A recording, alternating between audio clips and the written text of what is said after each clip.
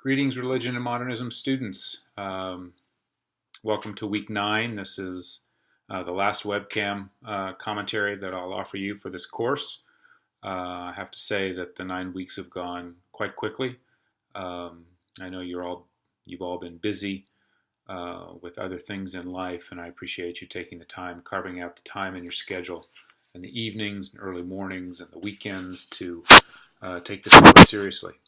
And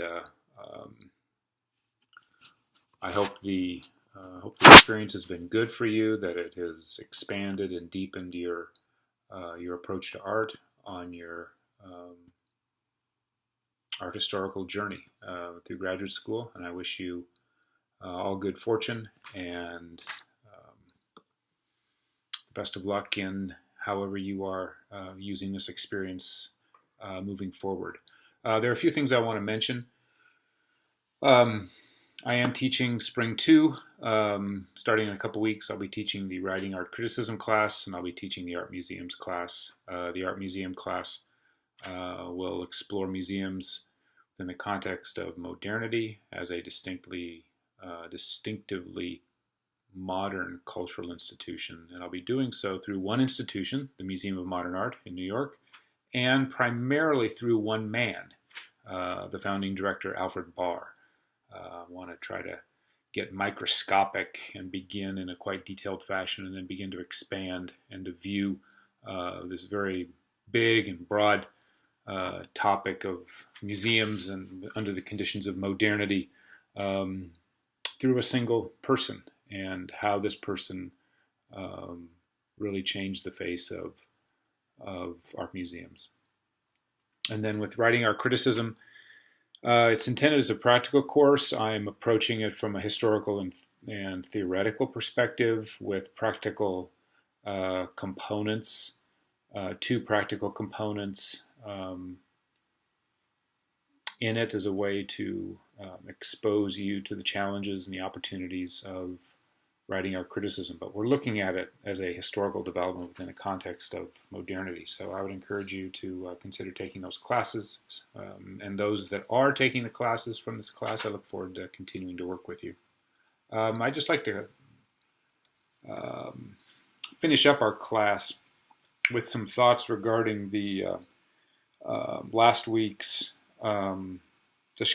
discussion prompts and a few things that have come out as I've been reading them and thinking through them. First of all, 9 weeks is just simply not enough time in graduate school or any kind of educational context to take a class. And so clearly there's not enough time. And the approach to this subject is wide and as general as it is, could have been taught 100 different ways from 100 different perspectives with 100 different bibliographies and textbook arrangements. And so this is just one little slice, but my hope is that this little slice has opened up something bigger for you, and I think it has in some way, as if I read your responses correctly.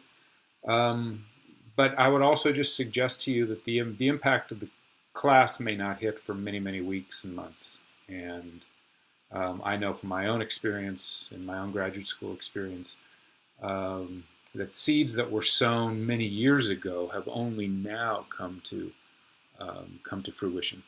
And I've been now reaping that harvest. So continue to let the readings and your thoughts and questions brew over these next few weeks and months, and think through them as you're taking other courses, as you're going about doing the work that you do, teaching art, working in museums, taking more art history classes, and just let the approach that we explored in this class bump up against it, and see what happens. Also,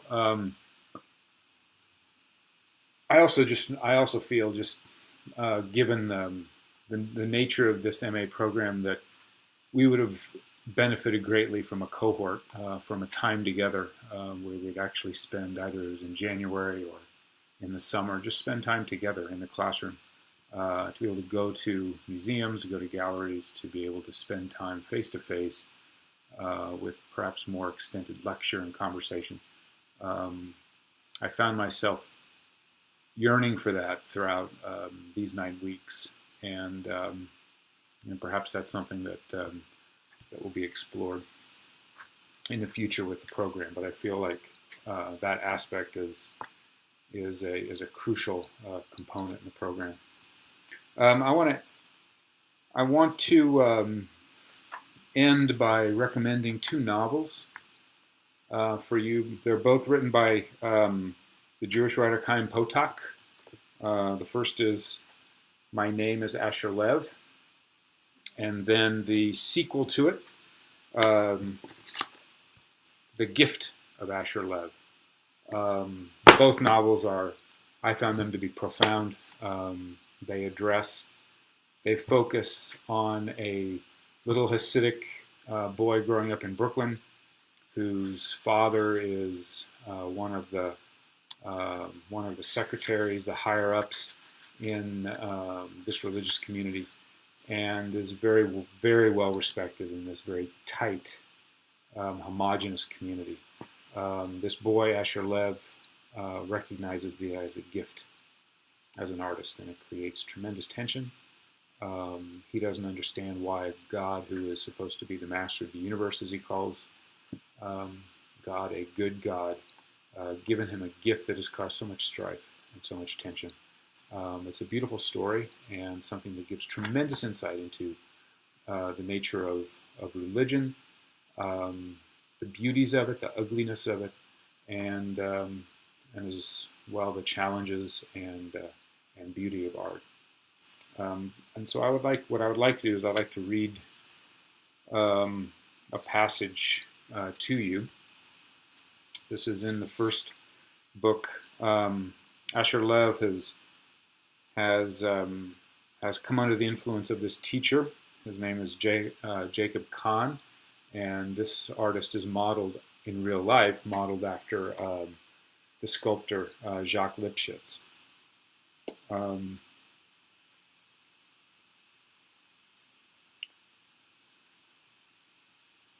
He says,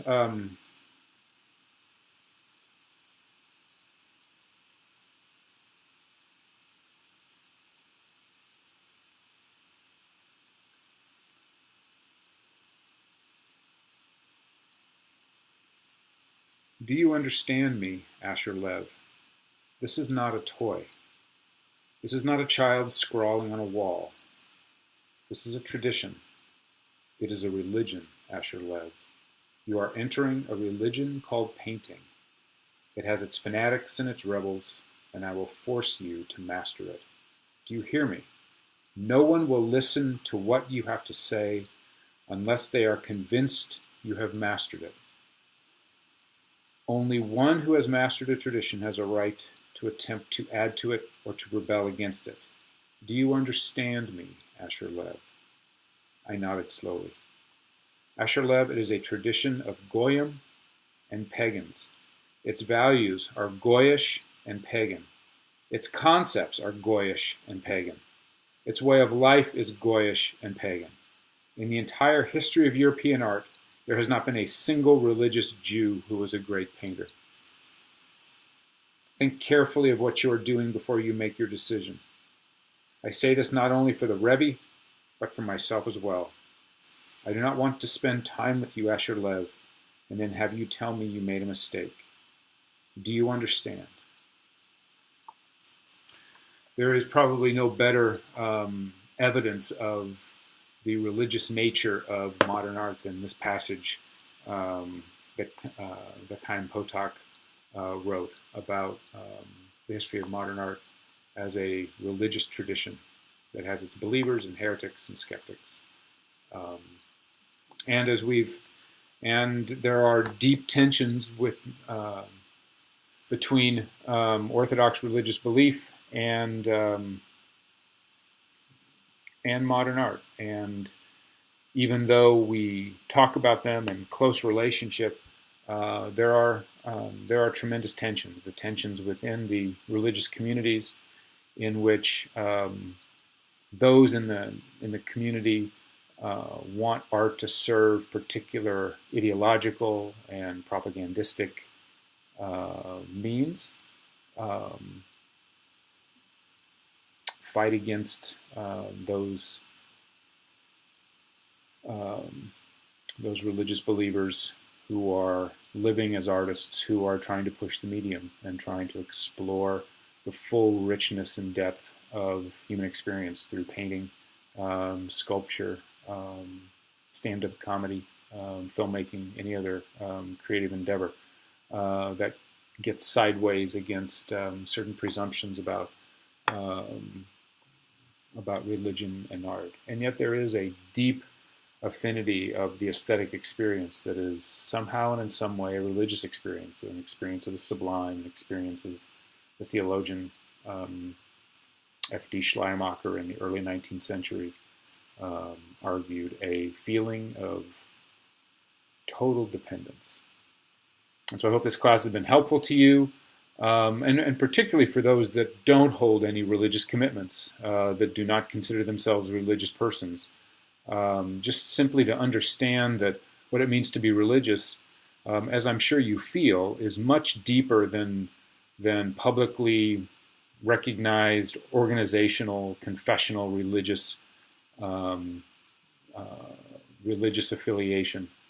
That there is something about the world that is gifted to us, given to us, and it's something we receive out of gratitude. Many times artists feel that, who don't have any religious commitment, and perhaps it's there that that we meet. But otherwise, for an art historian and an art critic who is mindful of religion and the religious structures that seem to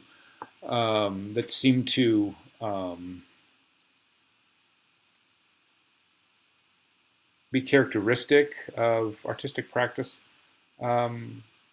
it's helpful perhaps to understand the deeper aspects of art without having to see it as religion practiced by other means, or to see it as covert religion, or to see the artist's hidden religious intentions. That the topic, this relationship, is so much deeper and broader and more complex than we've begun to approach in this class. And if we had 29-week sessions, we still wouldn't get there. But I hope this class, these 9 weeks, have given you at least a nudge in a direction that can help you be thinking about it, and perhaps over the next few years you'll be able to continue to form some thoughts that are helpful in this way as we search for meaning and significance, not only in art but in life, which is why we get up in the morning. So with that, I want to thank you for all that you've done for me, the seriousness with which you've taken the class, the patience you've shown me, and I look forward to perhaps our paths crossing in person one day. Thank you. Goodbye.